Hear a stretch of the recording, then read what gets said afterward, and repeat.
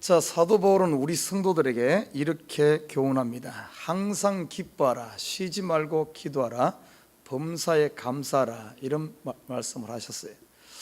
자, 우리 성도의 삶을 한마디로 딱 요약하면 바로 이런 삶을 사는 것이 바로 성도의 삶이다, 이렇게 볼 수가 있습니다. 자, 어떻게 하면 우리가 항상 기뻐할 수가 있겠습니까? 딱 한 가지밖에 없어요. 우리가 기뻐할 수 있는, 항상 기뻐할 수 있는 것은 우리가 항상 구원의 감격에 사로잡힌다면, 다시 말해 예수 그리스도의 십자가와 예수 그리스도의 부활이 내 머릿속에 떠나지 아니하고 이 첫사랑의 감격을 부여잡는다면 우리는 항상 기뻐하는 삶을 살 수가 있습니다. 그래서 우리의 삶은 어떤가 하면 항상 자나깨나 예수 그리스도의 은혜 속에서 강해져야 돼. 나는 구원 얻은 자지, 내가 누구인가 하는 것을 잊어버리면 안 됩니다. 그래야만 이 땅에 살면서 기뻐할 수 있어요. 이것은 사도 바울이 이렇게 말합니다. 하나님의 뜻이다, 이렇게 말합니다. 우리 성도들이 기뻐하는 것, 다시 말해 구원의 감격 속에서 사단에게 빈틈을 주지 않고 기뻐하는 삶을 살 때 이 사단이 우리를 틈타지 못하는 겁니다.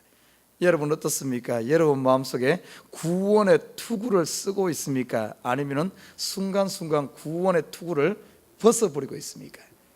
항상 힘들고 어렵고 참으로 낙심되고 좌절될 때마다 내가 누구인가? 나는 그리스도의 십자가에 그리스도의 피값으로 산 구원 얻은 백성임을 잊어버리지 마시길 주님을 부탁드립니다.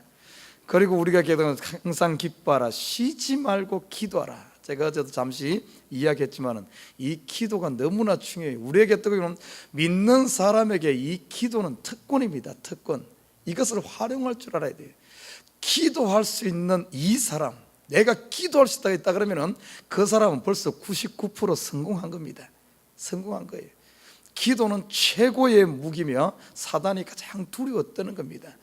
그래서 쉬지 말고 기도하라. 문제가 있을 때, 문제가 있든 없든, 문제가 없을 때는 그때는 하나님께서 우리에게 뭐 하라 그런 줄 압니까? 이제는 다른 사람들을 돌아보며 중보하라는 그런 때입니다. 내 문제가 있을 때는 나를 위해 기도하고, 내 문제가 없고 평안할 때는 다른 사람들을 돌아보고 중보하라는 거예요. 그래서 이 기도야말로 우리에게 주신 하나님께서 가장 큰 어떤 천국 문을 여는 키와 같은, 모든 문제를 해결해 키와 같은 이런 겁니다. 그래서 쉬지 말고, 기도는 쉬면 안 돼요. 기도는 영혼의 호흡이다, 이렇게 말합니다. 그래서 항상 기도해야 돼. 항상 기도. 그리고 마지막 한 가지는 범사에 감사하라. 참 쉬운 일 아니죠. 범사에 매 순간순간 어떻게 하면 감사할 수 있을까? 참 오늘 이 시간에는 어떻게 하면 우리가 이 땅에서 항상 감사하는 삶을 살 수 있을까 하는 것의 어떤 키라고 볼 수 있는 것이 오늘 본문 말씀입니다. 우리가 이 땅에 살아가면서 감사하지 못하고 자꾸 서운한 마음이 들고, 여러분 누군가에게 서운한 마음 들어본 적 있습니까? 왜 서운한 마음이 듭니까? 원인은 한 가지예요. 사람들에게 기대를 하기 때문에 그래요. 뭔가 기대를 했는데 기대만큼 미치지 못할 때 어떤 서운한 감정이 드는 겁니다. 때로는 우리가 이 땅에 살면서 초라한, 내 자신이 초라한 그런 생각이 들 때가 있어요. 그 이유도 뭔가 하면은 다른 사람이 나를 인정해 주길 원하고, 다른 사람들이 나를 높여 주길 원하고, 뭔가 기대를 했는데 그것이 미치지 않으니까 그게 어떻게 하면 내 자신이 초라해지는 겁니다. 이 땅에 살면서 싸움이 왜 납니까? 거의 보면 싸움도 어떤 내가 기대를 했는데 그 기대에 미치지 못하니까 거기서부터 싸움이 시작되는 거예요. 자, 오늘 본문에 보면은 그와 비슷한 내용이 소개되고 있습니다. 예수님께서 바리새인 한 두령의 집에서 청함을 받아서 식사할 때 거기서 고창병자를 고쳐주고, 그 고창병자를 고쳐주면서 그날이 안식일이었거든요. 그래서 안식일에 대한 바른 정의를 가르쳐주고, 그런데 보니까 어떤 일이 일어났는가 하면 그 잔치 자리에, 그 식사 초대 자리에 사람들이 웅성웅성 하면서 서로 자존심 상하는 일이 일어났어요. 어떤 일인가 하면 오늘 본문의 7절에 보면 이렇게 말합니다. 청함을 받은 사람들의 상자 택함을 보시고 저희에게 비유로 말씀하여 가라사대. 어떤 일인가 하면은 그 당시 유대인들은 이 이 잔치를 벌인다는 할 때 이런 잔치상을 어떤 식으로 했는가 하면은 디귿자로 이렇게 차립니다. 디귿자로 해가지고 그 당시에는 저게 정해져 있어요. 음식상에 이 음식에 앉는 순서가 정해져 있습니다. 손님들의 신분이나 지위에 따라서 자기가 앉을 자리가 정해져 있어요. 자, 디귿자로 차려지면은 가장 귀한 존귀한 자리, 가장 상자가 어딘가 하면은 디귿자로 차려지게 되면은 가운데 자리, 이 디귿자의 이 중앙에 있는 가운데 자리가 가장 상자입니다. 그 다음 자리가 어떤가 하면은 그 사람을 중심으로 해서 왼쪽에 있는 사람, 그 다음에 오른쪽에 있는 사람이에요.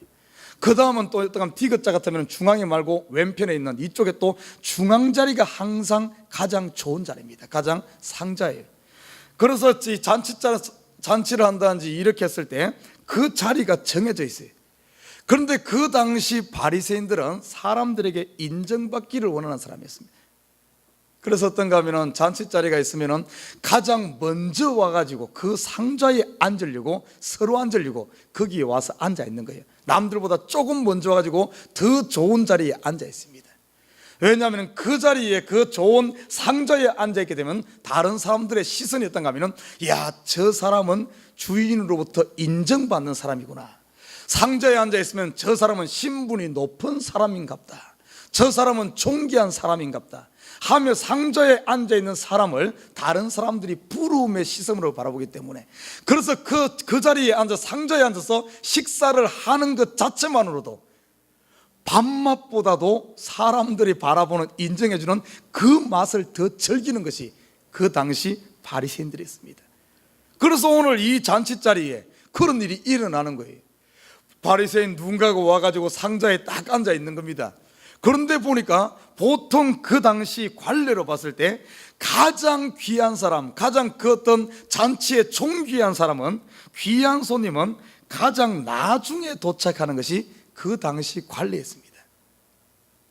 그런데 바리새인들이 먼저 와서 제일 좋은 상자에 앉아 있는 거예요. 그런데 정말 주인의 입장에 봤을 때 정말 귀한 사람, 그 사람을 위해 잔치를 베풀었다면 그 사람을 초청했을 때 이 사람은 마지막에 오거든요. 제일 나중에 오는데 제일 나중에 와서 보니까 자기가 앉아있을 자리에 다른 사람이 앉아 있는 거예요. 그러면 어쩌겠어요? 분명히 이 잔치를 나를 위해 베푸는데 내가 앉을 자리에 다른 사람이 앉아있으면 어떻습니까? 벌써 들어오면서부터 기분 잡치는 거예요. 그러니까 아마 자기의 위치가 있으니까 어떻게 하겠습니까? 자기를 초청한 주인에게 눈치를 하지 않겠어요? 아니, 이건 나를 위해 만든 잔치인데 내 자리에 다른 사람이 앉아있네?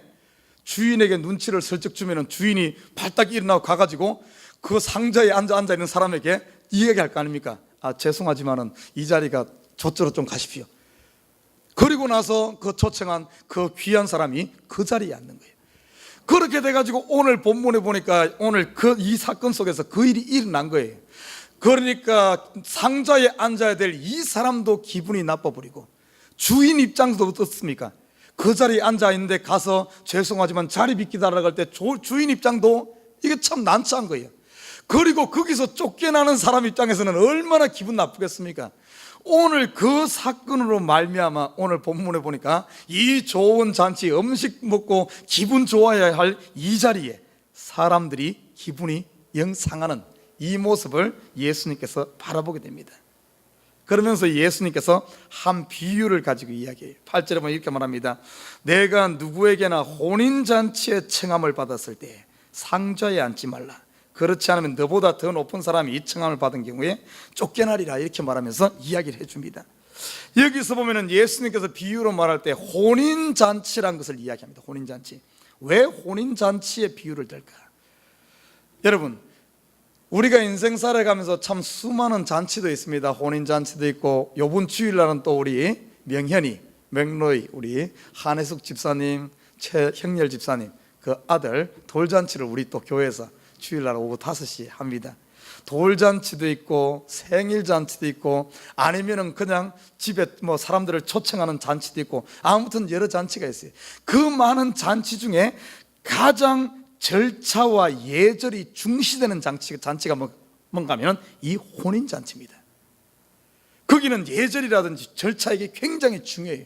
그래서 혼인잔치에 갈 때는 그냥 아무렇게나 못 갑니다. 반드시 예복을 차려입고, 그리고 아무나 가는 것이 아니라 초청받은 사람들만 갈 수 있고, 딱 정해진 사람들, 초청받은 사람, 초청받았다고 할지라도 이 예복을 입지 않은 사람은 들어가지 못합니다. 예복을 입고 들어가서도 절차와 이런 것이 딱 중시되는 것이 이 혼인잔치예요. 오늘 예수님께서 비유를 든데 혼인잔치를 들었어. 혼인잔치. 이 절차와 예절이 중시되는 이 자리에 갈 때 왜 예수님께서 또 혼인잔치의 비유를 들었을까? 첫째는 절차와 예절이 중시되는 의미의 이런 잔치고, 또 한 가지는 이 혼인잔치란 말은 성경에 깊이 보면 뭐와 관계 있는가 하면 천국과 관계되어 있습니다. 천국은 혼인잔치와 같다 하며 천국을 이야기하고 있어요. 또 한 가지 혼인잔치는 뭔가 하면 천국, 이 땅에서 천국을 예표하는 것이 뭔가 하면 교회입니다. 교회. 다시 말해 이 혼인잔치 이야기를 한 것은 다른 잔치는 그냥 대충 섞여서 하더라도 큰 문제가 되지 않는데, 혼인잔치는 대충이 아닙니다. 정확한 거예요. 교회에서 어떻게 보면 교회에서 아니면 천국에서 그 위치가 정해져 있어요. 정해져 있어. 하나님께서 그 정해져 있습니다. 내가 높아지고자 한다고 할지라도 높아지는 게 아니에요. 주인이 분명히 그 잔치를 베풀고 사람들을 초청할 때는 그 자리가 주인의 마음속에 미리 다 정해져 있다는 사실입니다. 여러분, 이 땅에서 교회에서도 그러고 하나님 안에서도 그러고, 하나님 안에서 내가 막 설친다고 되어지는 게 아니란 사실입니다. 아니란 사실이에요. 하나님은 그리고 우리 사람의 중심을 감찰하시기 때문에 하나님은 우리 중심 감찰해요. 혼인잔치가 아주 격식과 절차가 갖추어졌듯이 하나님 안에서는 철두철미하게 우리의 모든 것을 아시는 주님이란 사실. 그래서 오늘 이 혼인잔치 이야기한 겁니다. 여러분, 이 혼인잔치에 참여받았거든. 저와 여러분 지금 혼인잔치에 초청받고 그 자리에 참석한 사람인 줄 믿습니다. 저와 여러분 어떻게 해야 되는가? 우리가 해야 될 것은 뭔가 하면 여기서부터 문제가 돼. 높임 받으려고 하는 것, 인정받으려고 하는 것. 그래서 스스로 내가 사람들에게 높임 받고자 하는 사람의 눈치를 보는 순간 어쩐 줄 압니까? 우리 속에 서운함이 들어오고, 우리가 때로는 초라함, 아니면 우리는 내 자신이 비참함, 이런 것이 생기는 이유가 뭔가 하면은 내가 사람들에게 인정받으려고 하고 사람들의 존경을, 뭔가 명예를 취하려고 하는 이 근본을 가지는 순간 교회에서도 서운할 수가 있어요. 목사님에게 이렇게 하면 목사님 인정받을 줄 아는데 목사님이 나를 안 알아주네. 내가 교회가 장로가 되면 성도들이 나를 높여줄 줄 아는데 안 높여주니까 이렇게. 여러분, 내가 높아지려고 한다고 되는 게 아니에요. 나를 알아주시는 분은 하나님인 줄 믿습니다. 우리가 혼인잔치에 가면 초청하시면 혼인집에 주인이 달렸어요. 주인이지. 그 주위의 손님들에게 내가 인정받을, 이러다 보니까 모든 서운함과 이런 것이 오는 거예요. 여러분, 내가 이런 기대심을 싹 내려놓고, 여러분 보십시오. 내가 명예심을 내놓고 사람들에게 인정받으려고, 아니면 사람들에게 이만큼 대접하고 이만큼 열심히 했으면 그 사람이 나에게 이만큼 해주겠다 하는 이런 기대를 버리는 순간 어떻게 되는 줄 압니까? 내가 기대를 하지 않았는데, 모든 것을 사람들에게 기대하지 않았는데 가서 보니까, 혼인잔치에 교회 가서 보니까 사람들이 나를 높여주고, 내가 저 사람에게 기대하지 않고 뭔가를 대접했는데 저 사람이 감사하는 말을 하고, 아니면 때로는 선물을 하고 했을 때 얼마나 감사합니까? 범사에 감사할 수 있는 줄 믿습니다. 우리가 어떤 기대를 했는데 뭔가 이런 것을 가지고 내 생각, 선입견을 가지고 이만큼 하면은 이만큼 해주겠지, 내가 이런 사람인데, 자기 명예를 내밀려고 하다가 그게 안 되니까 항상 내 마음이 초라해지고 불편해지는 겁니다. 이것은 특별히 사역하는 사람들에게 참으로 우리가 생각해야 돼. 사역자가 하나님의 일을 하는 사람들이 하나님의 능력으로, 하나님의 이름으로 일을 하면서 이만큼 하면 뭔가 해주기를 기대하는, 이건 무서운 겁니다. 목사도 똑같아요. 내가 설교를 이만큼 하면 성도들이 나에게 감사하겠지, 은혜 받았다 말하겠지, 성도들이 나를 목사로 인정해 주겠지, 이런 어떤 기대 심리를 가지고 하는 것은 참된 하나님의 일이 아닙니다. 이 바리새인들이 봐요. 바리새인들이 그 당시에 그만큼 자기들이 의롭게 살려고 하고 율법대로 살려고 한 이유가 뭔가 오늘 본문을 보니까 이렇게 율법대로 살면은 사람들이 나를 의인이라고, 사람들이 나를 대접해 주겠지, 나를 아주 거룩한 사람으로, 그래서 그 명예를 취하고자 하는 그런 측면에서 한 오늘 이 모습을 보여요. 그게 전부 가짜라는 거예요. 엉터리란 겁니다. 오늘 예수님께서 우리에게 가르쳐 주는 것은 뭔 줄 압니까? 그런 기대 심리부터 버리라는 거예요. 이것 버리는 순간 우리는 너무나 자유롭게 살 수 있어요. 우리 사람들이 이 땅에서 매이는 것이 거의 이런 것에 매이는 거예요. 특별히 한국 사람들, 다른 사람들의 그거에 의해 살지 않습니까? 우리 믿는 사람들은 사람들의 그런 시선으로 살 것이 아니라 하나님 시선으로 살아야 될 줄 믿습니다. 하나님 보고 살아요. 그러는 순간 이것 두 가지만 내려놔도 다른 사람이 나에게 내가 이만큼 했으니까 이만큼 받을 것이라 하는 이것 한 가지 이거 내려놓고, 그리고 다른 사람 뭔가 인정받으려고 하고 대우받으려고, 이것 두 가지만 내려놔도 여러분, 우리 매일매일 아마 여러분 새로운 감사할 것이 너무 많을 겁니다. 여러분 기대하지 못했던 것이 매일매일 아마 좋은 것이 몰려올 겁니다. 생각지 못했던 일들이 엄청나게 몰려올 거예요. 사람들이 나를 인정해 주기도 하고, 사람들에게 그런 하나하나가 보면은 기대하지 않은 상태에서 몰려오면 어떻습니까? 우리 그런 내가 기대하지 않고 생각지 않은 것이 이루어졌을 때 이것을 뭐라고 표현하는가 하면은 미라클이라 그럽니다. 미라클. 기적이에요. 기적. 매일매일 기적을 체험하는 거예요. 생각지도 않았던 일이 탁탁 터지는 거예요. 기대를 안 했는데 사람들이 막 생기는 거예요. 그럼 매일이 삶이었다고 하면 감사의 삶이요, 기적의 삶이요, 은혜의 삶인 줄 믿습니다. 그러나 내가 기대가 이만큼 커, 기대가 너무 커가지고 내가 항상 최고가 되기를 원하는데 내 기대는 최고인데 항상 가는 데마다 최고 자리 인정 안 해줘. 항상 2등, 3등 자리. 여러분 2등, 3등만 해도 동메달, 은메달이 얼마나 대단합니까? 내 기대가 항상 금메달에 있으면 은메달, 동메달 아무리 따도 그것은 내 나를 초라하게 만드는 거예요. 오늘 이 바리새인들의 자기의 때문에 결국에는 이들의 삶이 항상 불평투성이, 원망투성이, 그러니까 예수를 잡아 죽이려고 하죠. 예수가 와서 자기들을 최고자리로 올려줘야 되는데 예수가 와서 안 올려주니까 그게 서운해가지고 결국은 예수 십자가 못 박는 거예요. 사랑하는 우리 식구 여러분, 여러분 혹시 이런 처음부터 근본부터 잘못된 기대로 우리가 살고 있진 않습니까? 오늘 예수님께서 우리에게 말합니다. 무릇 자기를 높이는 자는 낮아지고 자기를 낮추는 자는 높아지리라. 여러분 우리는 지금 혼인잔치에 와 있어요. 혼인잔치에 내가 아무리 용을 쓴다고 해서 내가 뭐 한다고 해서 되어지는 게 아닙니다. 벌써 우리를 초청한 하나님께서 우리를 인정해주고 있는 줄 믿습니다. 하나님 앞에서. 그래서 우리가 해야 될 것은 항상 어디를 가든지, 교회 안에서든 어디를 가든지 하나님의 사람들이 선 곳이 바로 천국이요 혼인잔치입니다. 가장 낮은 곳에서 여러분 서시기를 주님으로 부탁드립니다. 여러분 하나님이 높여줘요. 그리고 여러분 하나님의 일을 할 때 무엇을 하든지 왼손이 하는 것을 오른손이 모르게 받을 기대를 가지고 하지 말고, 받을 기대를 가지고 하는 순간 아무리 많은 것 좋은 것 할지라도 하나님 앞에는 상이 없어요. 왜냐하면 그건 자기의이기 때문에. 예수님께서 우리에게 와서 뭔 기대하고 했습니까? 아니죠. 아낌없이 주는 나무처럼 다 주었잖아요. 우리가 예수를 따르는 사람들은 그렇게 할 때 정말 기대하지 않고 모든 것을 나누어 주고, 정말 그래서 오늘 본문에 보십시오. 여기에 보면은 갚을 것이 없는 그 사람들, 정말 가난하고 어떤 이런 사람들을 위해서 할 때 그것이 결국에 하늘의 상급을 쌓는다는 사실. 다시 말해 이 말은 다른 말로 표현하면 우리가 무엇을 하든지 하나님 앞에서 하는 거예요. 사람 앞에 하지 말고.